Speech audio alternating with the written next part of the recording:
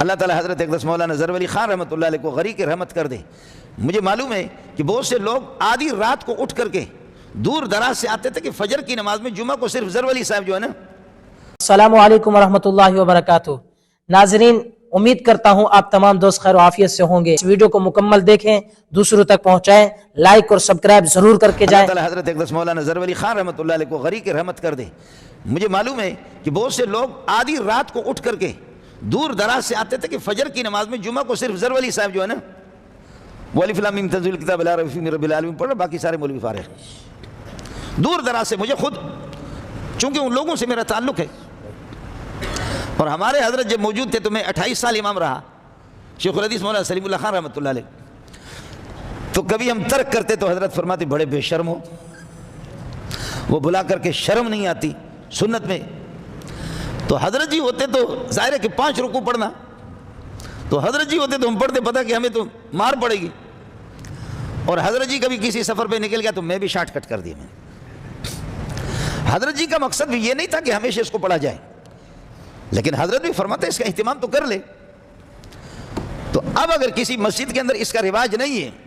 اور کوئی خدا کا بندہ اس مستحب پر، اس سنت پر اگر عمل کرتا ہے، آ کر کے مولانا مدنی رحمۃ اللہ علیہ وہ نماز پڑھا رہا ہے، اور وہ پہلی جب سجدے کی آیت آ گئی وہ سجدے میں چلا گیا، پیچھے والے حضرت تھانوی کے سارے مقتدی، حضرت تھانوی رحمۃ اللہ علیہ کے حکیم الامت کی مسجد میں انہوں نے نماز پڑھا دی فجر کی،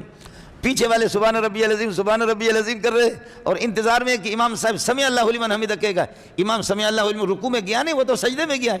اور امام پھر اللہ اکبر کہہ کر کے کھڑا ہو گیا، تو نماز کے بعد ہنگامہ ہو گیا کہ حسین احمد نے ہماری نماز کو خراب کر دی، وہ گالیاں پڑی کہ خدا کی پناہ۔ اللہ تعالیٰ حکیم الامت اشرف علی تھانوی کو غریق رحمت کر دے۔ حضرت نے مسئلہ سمجھایا، فرمایا حسین احمد کا بھی قصور نہیں ہے، قصور تمہارا ہے اور میرا قصور ہے۔ واہ واہ، بڑے لوگ تھے۔ فرمایا قصور حسین احمد کا نہیں ہے، حسین احمد تو محمد کا بیٹا ہے صلی اللہ علیہ وسلم، وہ تو شیخ الحدیث ہے، وہ سنت سے واقف ہے۔ افسوس ہے، مجھ پہ افسوس ہے، تم لوگوں پر افسوس ہے کہ کبھی میں نے اس سنت پر آپ کو عمل نہیں کرایا۔ ہمارے مؤذن صاحب غریب آج بیمار ہے، اس کے لیے دعا کر لینا۔ تو وہ جمعے کو پڑھاتا ہے، میں بھی پڑھاتا ہوں۔ میں ایک مدرسے میں خیبر پختون میں پچھلے سال گیا، تو شب جمعہ کو رات کو 2 بجے 3 بجے میں وہاں گیا اس مدرسے میں، تو فجر کو انہوں نے میری ذمہ لگا دی کہ اب نماز پڑھا دیں۔ تو فجر میں مقتدی بہت تھے، میں نے نماز پڑھا دی، یہی 5 رکوع میں نے پڑھ لیا، الف لام میم تنزیل کتاب لا ریب فیہ۔ تو اس محترم صاحب نے بتایا کہ خدا کی قسم جب سے مدرسہ بنا ہے ہمارا، ہم نے اس پر عمل نہیں کیا۔ میں نے کہا ماشاءاللہ بڑا کمال کیا آپ نے۔ وہ کہنے لگے کہ جب سے مدرسہ بنا ہے ہم نے اس پر عمل کیا ہی نہیں ہے۔ تو اب اتنا بڑا کراچی، 3 کروڑ کا 4 کروڑ کی آبادی، لیکن اس میں ایک ظفر علی ہے۔ تبلیغ والے بھی کبھی کبھی ایسی غلطی کرتے ہیں، وہ بھی پڑھتے ہیں، ان سے بھی یہ غلطی ہو جاتی ہے، یعنی گناہ کا کام۔ جہاں مستحب کو لازم سمجھا جائے تو مولوی کے، خطیب کے، پیر صاحب کی، مرشد کی ذمہ داری ہوتی ہے کہ امت کو بتا دے کہ بھائی اس پر میں پابندی تو کر رہا ہوں، لیکن کبھی کبھی ترک کر دیں کہ اس کا درجہ فرض کا نہیں ہے۔ اور بعض سنتیں وہ ہے کہ وہ جو کبھی مردہ ہو چکی ہے اس پر عمل نہیں ہوا، تو کبھی مولوی اس پر عمل کرے، بتا دے یہ بھی نبی کی سنت ہے۔ پھر بعض سنتوں کے اندر جو سنت کا درجہ ہے وہ ہے سنت سے ثابت ہے، اس سے بڑھ کر کے آگے تجاوز کرنا، اس سے آگے بڑھ کر کے تجاوز کرنا، اس کو بھی شریعت پسند نہیں کرتی، وہ بھی بدعت کی شکل ہوگی، وہ بدعت کی اس کی شکل ہوگی۔ آپ نے دیکھا ہوگا عام طور پر دعا کا طریقہ یہ ہے، آپ کے سینے تک آپ کے ہاتھ اٹھائیں، اٹھ جائیں، لیکن پٹھان اور بلوچ کو اللہ جزائے خیر دے، ایسے کہ اس کے بعد بغل اس کے پورے ہاتھ ایسے اٹھایا، اوپر اٹھائے، اس طرح ایک آدمی ہاتھ اٹھا رہا ہے، دوسرے صحابی پکڑ رہا ہے اس کو، پکڑ کر کے ہاتھ نیچے کر لے۔ کیا کر رہے ہیں؟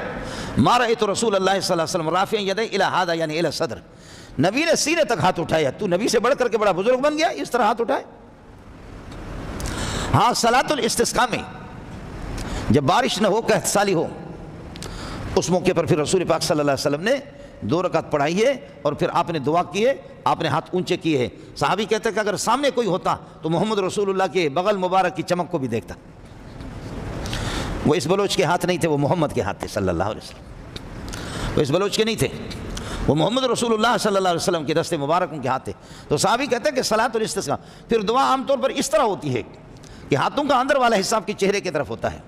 لیکن صلاۃ الاستسقاء میں آپ نے ان کو اس طرح پلٹا ہے، ہاتھوں کو پلٹا کر کے آپ نے دعا کی، ان کے پچھلے والے حصے کو چہرے کی طرف کیا، اس اوپر اشارہ کر دیا کہ اے اللہ، جیسے میں نے محمد نے، میرے رب کو محمد کے ہاتھوں سے بھی کتنی محبت ہے، محمد کی اداؤں سے کتنی محبت ہے، اللہ اے میرے رب، یہ جانوروں پر، درختوں پر، حیوانات پر، چرندوں پرند پر رحمت، ان پر رحم فرما، میں محمد اپنے ہاتھوں کو پلٹا دیتا ہوں، میں اپنے ہاتھوں کو پلٹا دیتا ہوں، اللہ ہماری قحط سالی کو پلٹ دے، آبادی فرما دے، ہم پر ہماری قحط سالی کو بدل دے، پروردگار بارشوں کا سلسلہ پر جاری کر دے، صلی اللہ علیہ وسلم۔ صلاۃ الاستسقاء میں آپ نے اس طرح ہاتھ اٹھائے،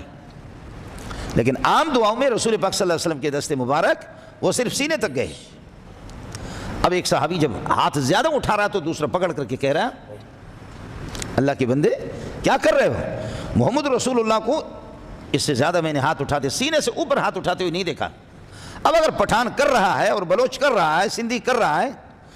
تو یہ سینے سے جو اوپر لے جا رہا ہے یہ پٹھانی سنت ہے، بلوچی سنت ہے، سندھی محمد کی سنت نہیں ہوگی، اور ظاہر ہے کہ پٹھانی سنت پر ثواب نہیں ملے گا،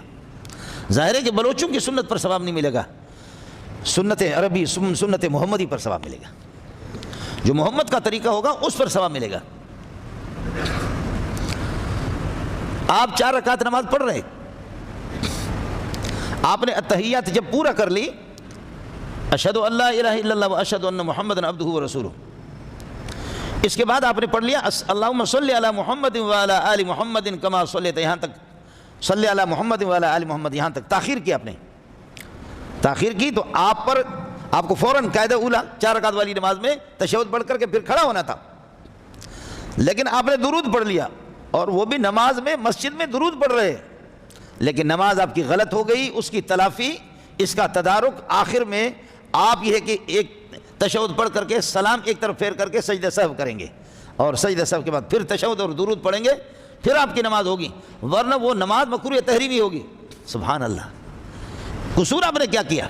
آپ کی ظہر کی 4 رکعت والی نماز ہے، 2 رکعت پر آپ نے تشہد پڑھا اور تشہد سے اوپر اللہم صلی علی محمد درود پڑھ لیا، لیکن آپ نے تاخیر کی، اور حدیث میں آتا ہے کہ جب پہلے تشہد کو، محمد رسول اللہ تشہد کو جب پورا کرتے ہیں تو جیسے کوئی انگاروں پر کھڑا نہیں ہو سکتا، انگاروں پر کوئی بیٹھتا نہیں ہے، آدمی ہٹ جائے گا، تو فرمایا ایسے جلدی کھڑے ہو جاتے گویا کہ انگاروں پر ہے۔ اس لیے امام ابو حنیفہ رحمۃ اللہ نے فتویٰ دیا کہ اگر درود پڑے گا تو سجدہ سب اس پر ہوگا۔ ہمارے بزرگ ایک واقعہ لکھتے ہیں کہ امام ابو حنیفہ رحمۃ اللہ علیہ نے خواب میں دیکھا، رسول پاک صلی اللہ علیہ وسلم نے آپ سے پوچھا کہ ابو حنیفہ، اس نے 4 رکعت والی نماز میں پہلی رکعت میں التحیات پڑھ لیا، التحیات کے اوپر درود اگر پڑھ لیا اور آپ کہتے ہیں سجدہ سب ہوگا، تو آپ نے کہاں سے یہ سجدہ سب کا مسئلہ نکالا؟ تو ابو حنیفہ رحمۃ اللہ نے فرمایا کہ پیارے، میں نے آپ کی حدیثوں میں، آپ کے ارشادات میں یہ پڑھا ہے کہ محمد جب پہلے تشہد کو پورا کرتے تو ایسے جلدی کھڑے ہو جاتے گویا کہ انگاروں پر ہے، جلدی ایسے کھڑے ہو جاتے۔ فرمایا کہ ہاں بالکل مسئلہ ٹھیک ہے، میں آپ کا امتحان لے رہا تھا، اصبت، آپ نے ٹھیک کہا ہے۔